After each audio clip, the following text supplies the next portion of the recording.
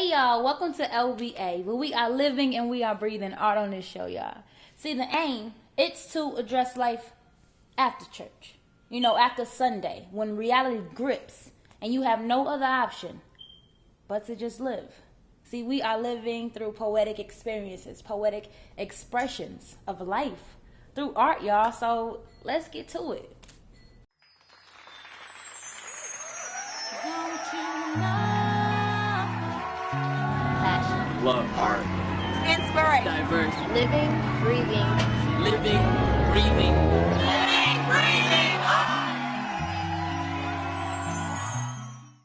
Hey y'all, welcome back to Living Breathing Art. We here with Ricky Tyson, aka Rick, aka Rubber Band Rick, aka Renaissance Rick. We about to watch him do his thing, y'all.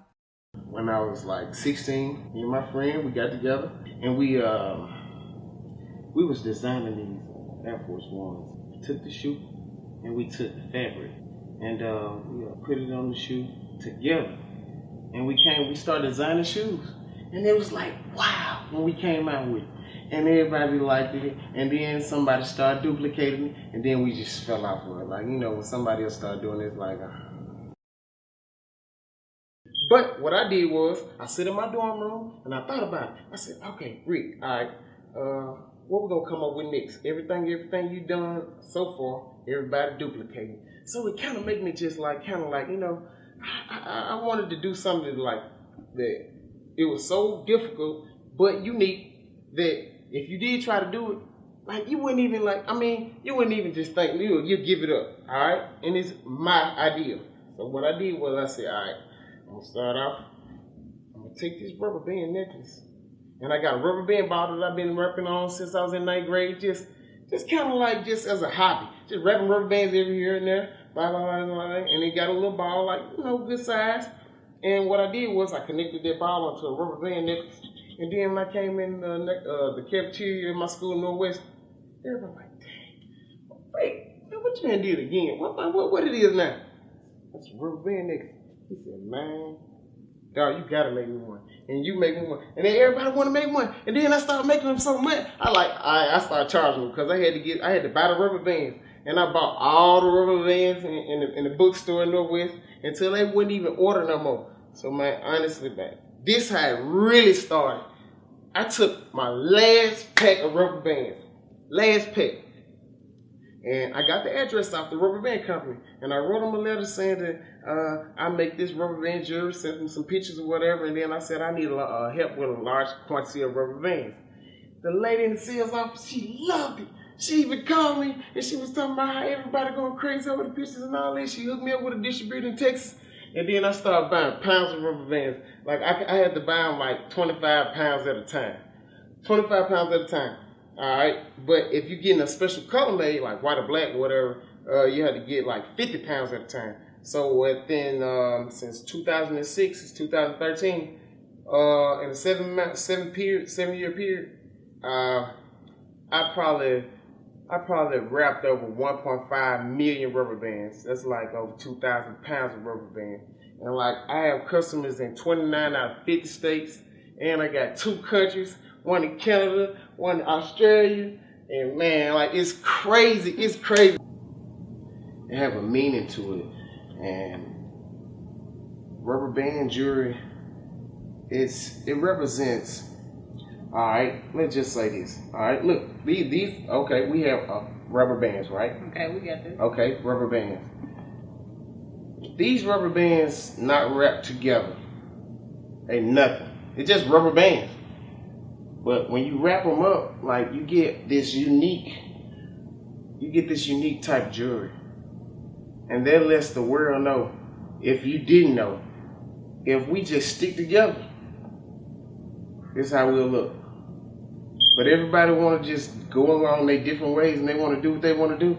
This is exactly how we're going to look. It won't form nothing. So, like, these rubber bands actually represent the struggle. We better stay together. Honestly, like, I have a couple of highlights in my life. I'm not talking about some good, nice highlights where, you know, I actually feel like a star. Like for real. Like for real. Okay, like one time, okay, Rubber Band Rick fishing. Like, I went to the radio station and I heard T.I. was coming to Memphis. I said, okay, Rubber Band man, okay, on the real Rubber Band. All right. So I went to the radio station. I said, hey, I want to know how can I get some tickets to be backstage with T.I. And they said, nah, actually we can't give them away. They on promotional uses. I'm like, okay, I understand that. But look here, man. I made a K97 chain. All that is, man, just give it to one of the DJs who's gonna be hosting the concert. You know, just tell them, just wear it for me. Yeah. Right. So okay, he gave it to one of the DJs, and just so happened at that concert, right before the DJ introduced Jeezy, he came out. He was like, yeah. Y'all like my Rubber Band swag? Everybody was going crazy. And look, everybody going crazy. He said, yeah, I want to give a shout out to Rubber Band Rick and tell me why. I was in the concession stand because I just made it. And I hear this story. I hear this story from my partners. And when I heard it, and we say like, yeah, man, I heard you doing your thing. I said, hey, man, hey, what exactly you talking about when I'm doing my thing? Because I just received 3 text messages saying, Ray Rick, I see you doing your thing, man. Shout out to you, man. Big ups, man. I see you doing your thing, man. Keep going on, whatever. I'm like, what are everybody talking about? 3 texts. And then I got a call from my homeboy that was in the concert too. Mm-hmm. He said, yeah, man, the DJ came out, man. He was like flexing with your chain on, man. I'm talking about it was shining in the dark and everything, man. I'm talking about all the girls were going crazy. Man, he called your name out, Rick. I said, shit. Shut up. I'm for real. I know all of this didn't happen when I wasn't there. I used to work at a school doing tutoring. I used to sign autographs every day. Every day. Yeah. Because you're Rubber Band? Yeah. You know, the kids. Right. Come on. That's a kid's dream to put on a rubber band necklace.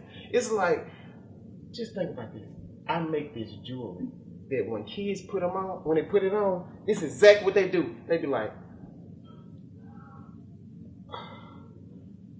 yeah. It's like putting on some kind of like a superstar, like a cape, like a cape or something. Like you just jumping into another world like this. Like it make them feel some kind of way for real. And I make it, but like. If you don't want the chain, you can also get it in the frame. That's all I'm saying. You know what he's saying in that picture? What are you saying? I got the Michael Jackson picture. Mm-hmm. I got the Elvis Presley picture. Mm-hmm. Those are famous people. But what I really want to do is, next what I'm working on, I'm going to work on just a portrait of myself. I'm going to make a self-portrait.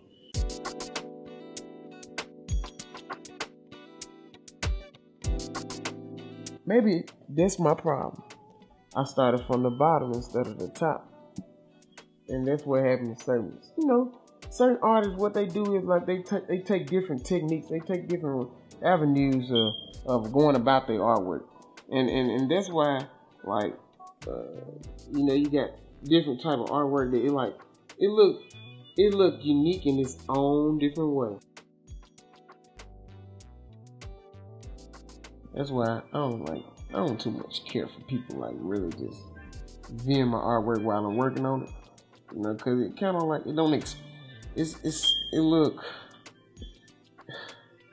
abstract, you can't tell what it is, so it kind of give you like a little like, man, please, that glitter gonna come in and show out. Whew, it's gonna look so good when I get finished with it.